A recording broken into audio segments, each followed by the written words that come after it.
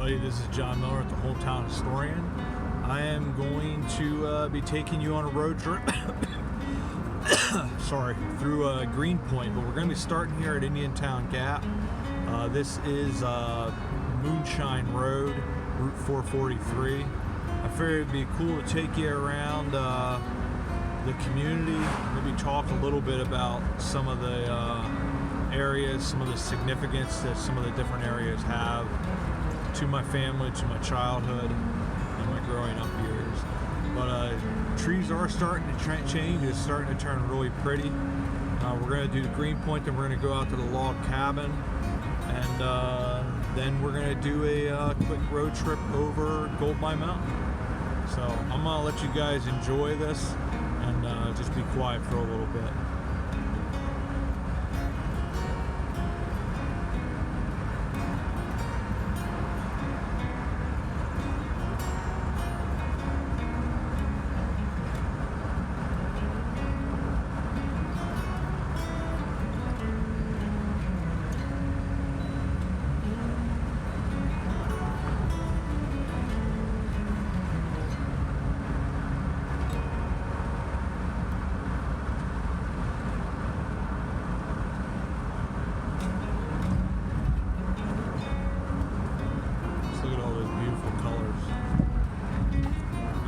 Probably be really beautiful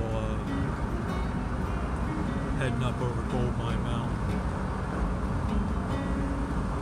We are heading up right now up the hill to Moonshine Church. If you remember correctly, on the video for the Blue-Eyed Six, we stopped there at the Moonshine Church to check out the gravesite of Joseph Raber, who was the murder victim of the Blue-Eyed Six. So we will be going right by the church here. The cemetery is there on the right. And Joseph Raber is buried in the first part of the cemetery, and then right next to the fence there is where Joseph Johns is buried. Also, Henry Moonshine is buried there, which is what Moonshine Church is named after. And Moonshine Road is actually named after him as well. We are still in Indiantown Gap Military Reservation. They do some drills and whatnot for the National Guard here on the left. To the right is actually a bunch of different lanes that go back to some cabins up on top of the mountain. Pretty neat places, especially once fall ends and the leaves are down. You can actually see the cabins on top of the mountain.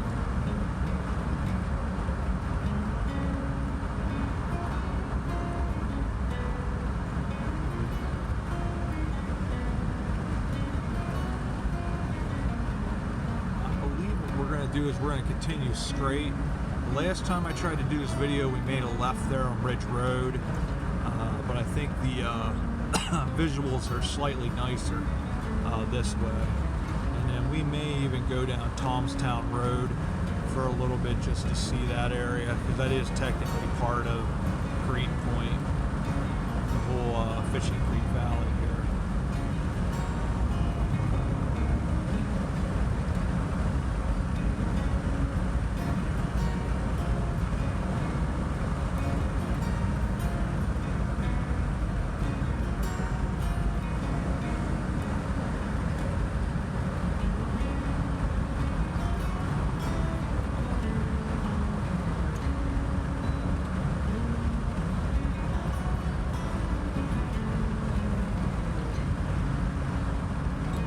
Slow up here a little bit. This house here on the right, now they've added on to this quite a bit, but I believe by the shape of it originally used to be a schoolhouse, it's like a meeting house of some sort. And we are going to go by the Greenpoint schoolhouse. It used to be, I believe it was also a meeting house, so it was actually a church, but it served both purposes. And that's the cemetery where Henry Wise is buried from the Blue-Eyed Six. But the church, or the schoolhouse, used to be right to the left of that cemetery. And it actually got moved somebody was gonna, I guess, was gonna get torn down, and somebody bought the building and they moved it over onto Ridge Road. So we'll go by that. It is a private property, so I can't really pause there because I want to be respectful of people's property. And this is Bayshore Scout Reservation, and that's where the Joseph Johns Memorial is as well. There's Lake Bayshore there, which Trout Run comes across the road there that goes down to the Swatara Creek. I used to have a lot of adventures playing in that creek. We did a lot of fishing, a lot of crayfish hunting. Really, really a cool area to grow up as a kid. A little terrifying at times because it was definitely a lot more rednecky back then.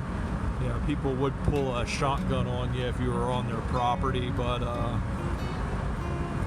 little more civilized now. But there were a few nutty people that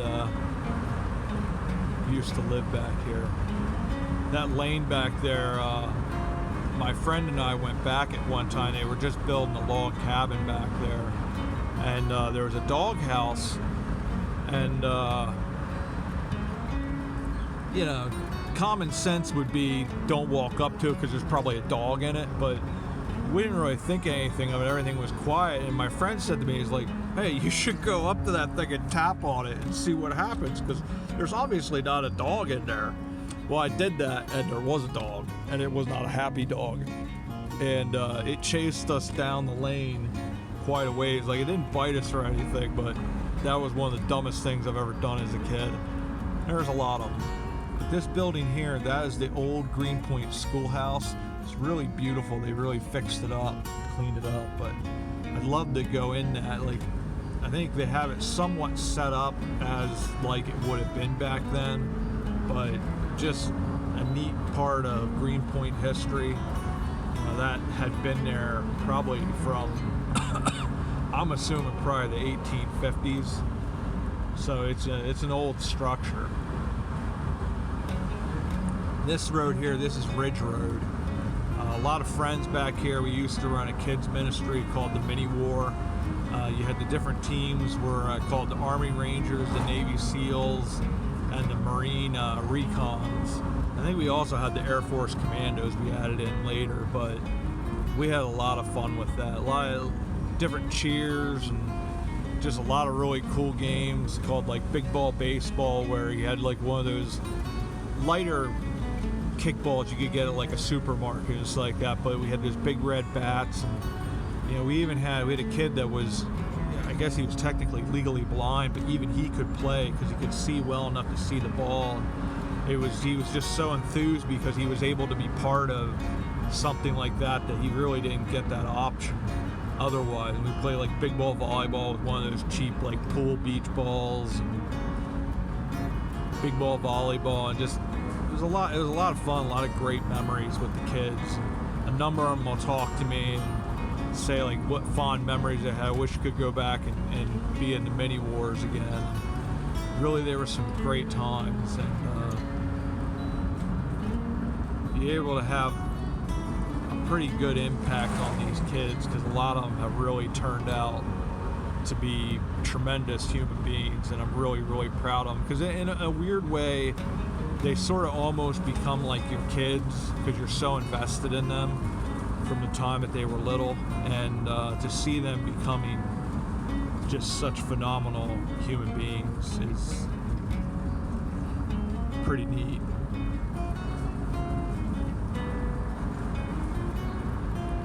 A lot of memories back here. I used to, when I first could drive, I used to drive around these roads all the time because it was so cheap to be able to drive, and just always had a blast. Probably drove a little too fast back then, but I think we all did when we were that age. We were stupid, and felt like you're invincible, and you didn't always think about the consequences of driving like a nut. But it's part of maturing and growing up. But these are the country roads that took me home. definitely mean the world to me. So many people that were back here at that time that are no longer with us. That makes you sad. We passed a house back there. My sister and I were good friends with a girl. Her name was Denise, and she had a really rare disease that was only like 11 people in the world had. A lot of pain, but she always had a smile, and her resilience. And you think back at it now, like how she handled that. Dealing with, I deal with fibromyalgia, and I know how tough that gets and how much your body just, gets stressed, and you get stressed by doing that and dealing with it. Having known somebody that's dealt with something far worse than that. She died really young. I think she was only 17, and absolutely adored her parents. And but that was it's really sad when Denise passed away. But a lot of really good memories. I usually got relegated when they were playing. I wanted to play with them because I didn't have any friends growing up. I did, but not at that age. I was a dork, so I either played the role of Uncle Johnny, ironically, which I am now, Uncle Chunny, or I played like the cat or the dog, and I willingly played those roles, and I played them very well. I know, like, I look back at now, my sister and Denise probably couldn't stand me. I was the annoying little brother that just like, I want to hang out with you guys, you're so cool. But that's life. You can't have a good life without an annoying little brother. I played that role rather well as well, unfortunately. But my sister loves me despite all my faults and me being a pain in the rear end. So we're almost back out here to Route 443. We are going to take a right here. I'm going to take you down Tomstown Road. I didn't do that the last time, but it's just a really sort of cool road. And then we'll turn around, I'll turn off, and then we'll go back to the cabin, check that out. If Irv's out there, great. Maybe I can talk to him about showing inside of the place. And if not, then I'll just take you around the outside of the place and show you around. This is not state game land. This is Indiantown Gap land, I believe. But there are some houses out here yet. Pretty cool old stone house actually as well. I don't know how far back it dates, but Tomstown was one of those little villages that was out here reasonably close, to St. Joseph's Spring, which is where the murder of the Blue-Eyed Six of Joseph Raber happened. But there was a whole bunch of different little towns out in this area, and this area was known as the Fishing Creek Valley back then. The name of Greenpoint, really, from what I've researched, really that name, the first time that was seen in any kind of publication was, I believe, in like the 1880s, maybe early 1890s. I think it was like a local farming magazine for Lebanon County that they mentioned the name of Greenpoint. But Greenpoint was really, in essence, Greenpoint is a whole bunch of little villages. There's a lot of Greenpoint doesn't exist anymore. Like St. Joseph Springs is gone. That community known as Africa, that's gone. Tomstown still does exist here, but it's very small. But a lot of the Greenpoint community as well is gone because of that Swatara Dam State Park. They wound up taking away all those people's property, which is really sad. That they took away all those people's homes with eminent domain. But there was it was a pretty big community. At some point, I'd like to take you on a bike ride through the old Route 443 and Route 72 just to show you the area and then talk a little bit about the different homes. That's the stone home there. Like I said before, I'm really not sure how old that is, but And I believe there's a log cabin up here as well. My dad's log cabin that I grew up in, that was built in 1929, I believe. I think I said before like 1933, but here's another one of those pretty log cabins. Actually, I'm not even sure if it is necessarily a log cabin. It looks more like wood slats and make it look like a log cabin, but we'll say it's a log cabin. We're gonna turn around up here, and then we will get going back down to the other side of Greenpoint and go down to the log cabin. We're gonna turn around here. Thanks, everybody. We'll see you in a few minutes. We're gonna quick start here. We're gonna go over, this road takes you from Thomastown Road over to Moonshine Road. So we'll quick film this too. This is always a cool little road. I enjoyed driving along here and there. A couple places out here. I believe there's a couple abandoned houses out here as well. I think most of them are torn down now because, you know, a lot of that, the Gap would, when they bought these properties, they'd eventually tear the properties down. I always liked that house there. Pretty place, log cabin. A lot of log cabins out here in Greenpoint. It is definitely a woodsy area. I'll tell you, just beautiful. I always loved hiking through the woods and all that. So we're out here again, and we're gonna stop. Thanks, everybody. Alright, we're coming up here on Ridge Road on the left again. We're gonna go straight, continue on Route 422 Moonshine Road. This is the area where we had our mailboxes right there. This used to be a country store. It used to be like a gas station there. It used to be a cool barn there as well. It's no longer there. And you have the Greenpoint Fire Company. Funny thing about the Greenpoint Fire Company, now I don't know if they have them on their fire engines anymore, but they had a firefighting pickle because Greenpoint was the end of a pickle. And it was funny because it had like a little hat and it was carrying a hose, little legs, and it was a firefighting pickle. That was something that it had the Greenpoint Fire Company. A lot of great memories. Neighbors right there next to the fire company. Did a lot of playing down in their creek as well, all along here. A lot of running around in the creek. Always really liked this house here. I thought the architecture has like a little tower thing. Always liked that house. Here, coming through this area here, there were houses all along here. This is part of where they started taking people's homes. The road here used to go straight across where the stop sign is. That used to be Route 443, and it went down to a T, and you could either go left or right.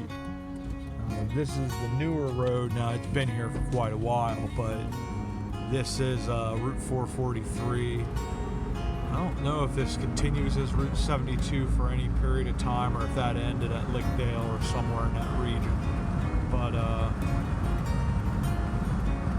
this is the road that we took to that road to trip to Grandpa's house along 443 here.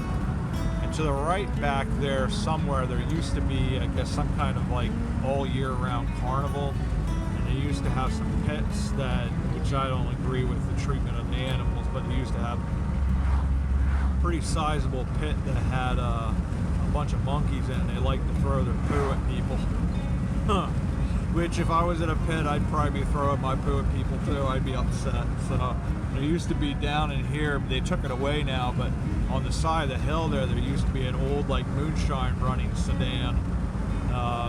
Pretty neat. There's a lot of different things like that. Down on where Route 72 used to be down over there used to be an old like probably 40s or 50s tow truck that used to be in an old lane where they had a garage. We're going to make it right here because this is part of going down into what would have been Greenpoint yet. There's an old abandoned house there. They still have, that's one of the few places that have the cool foundation in the basement still there, but the park ranger lives down here that takes care of Swatara State Park. Pretty nice, neat old home that's out here. And we used to fish right below that. There was a bridge there. It was a good fishing hole. We'd swim in that hole too. But yeah, there used to be houses. There's a lane that went up the house, and all that's gone. But you can tell by the trees. You can tell by certain like undergrowth, like the creeping vines and stuff like that, where a home would be. Trees, especially trees that aren't native. But that's the lane that goes back to the house. It's a pretty cool white house, I believe.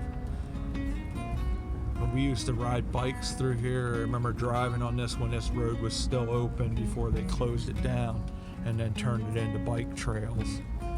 But shame is all those homes got taken away, and there's no replacing that. You know, it's the sad part is so many of those places, they had so many memories for people, years of memories and living there, and it's all gone. But at some point I want to take you down through there so you can see some of that stuff. But I'm gonna turn around here because I don't think that guy's gonna be bothered. Well, he's gonna move. We'll pause for a second.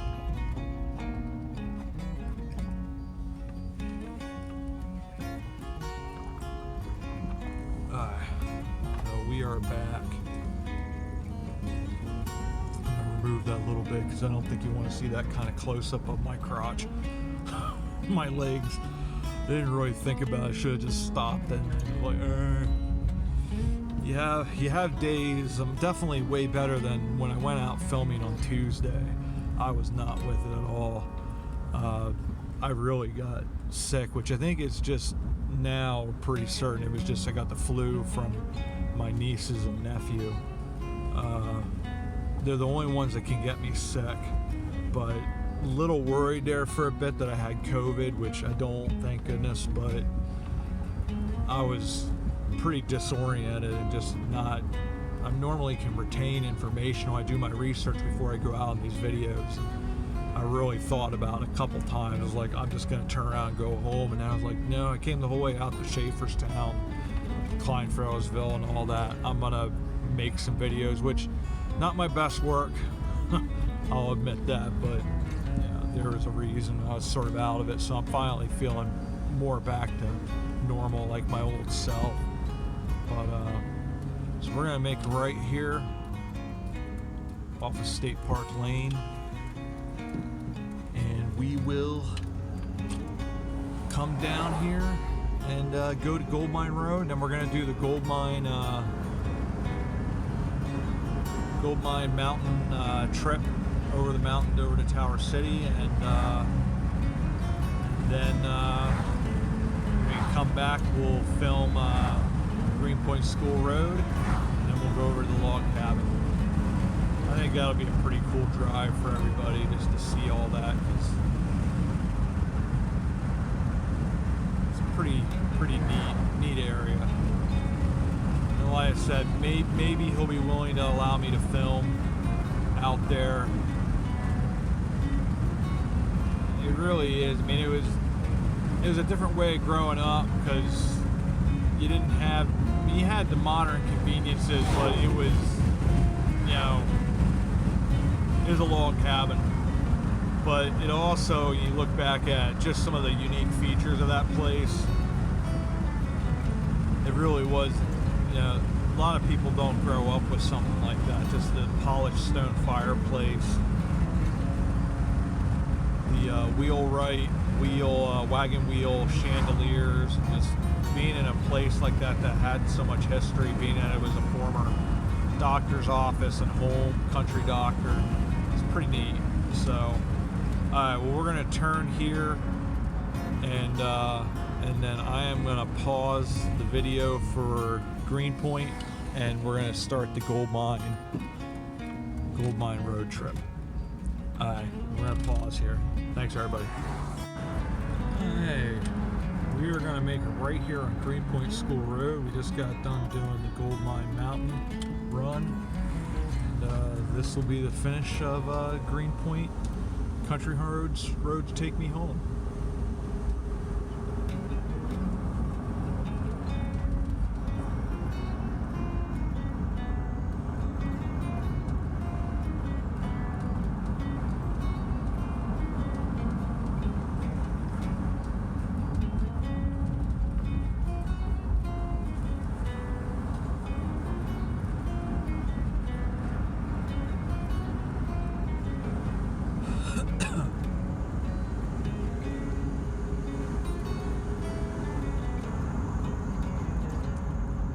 Love going in between these mountain ranges and little valleys here. How pretty it is through here. And this is, we've done a couple videos here. Sasson's Lutheran Church. We've done the historical marker series. We've done for Blue-Eyed Six, and then one specifically on, Sasson's Lutheran Church.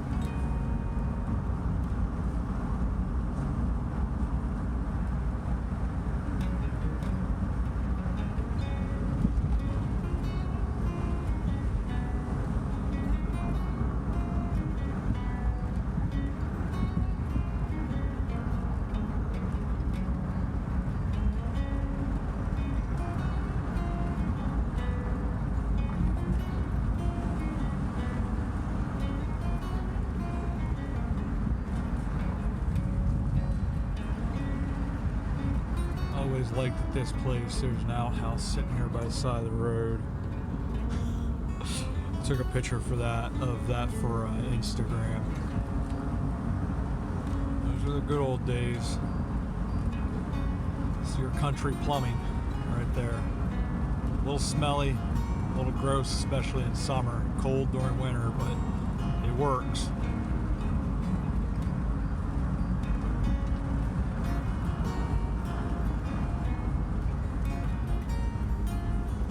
Along here, there's a marker. Is where that right there is where the Appalachian Trail goes back. And over here, I took a picture of this for Instagram as well. This is one of my favorite barns. Always loved seeing this thing. It's just a really unique barn. Pretty building. And there used to be a house back there too that we used to think was haunted. I went in at the one time, it was abandoned, and it was terrifying. And a local legend used to live here. Is Smokey Warren. He had a garage here, he was a local racer. There's also some stories, whether there's truth to it or not, that one of his ancestors was potentially involved with the moonshining business. I have a story in my Boys of the Fallen Sun and Risen Moon series where the kids in the second book get talked into running moonshine. They sort of get tricked into it. And it's like here at Greenpoint, like the Moonshine Road was named for Henry Moonshine, but there also was some rumor that it was a moonshine run as well. Local legend, which whether it's true or not, or whether it's just a cool story, they used to make moonshine during prohibitionary times up in the gold mine region that we had just gone through in the last video. And they had pot stills up there, and they move them all over the place. And the precursor to the ATF would get off at the Sudberg hotel that my great-great-grandfather owned, Levi Miller, and he had a livery there, and they'd get horses from, and they'd go up in gold mine region looking for these guys, and they'd never find them. So this is a cool, neat story. But Alright, with that, I am gonna say farewell for this video. This is Country Roads Take Me Home for Greenpoint, Tomstown, Indiantown Gap, and going over to Gold Mine region. Thanks everybody, and we'll see you about town.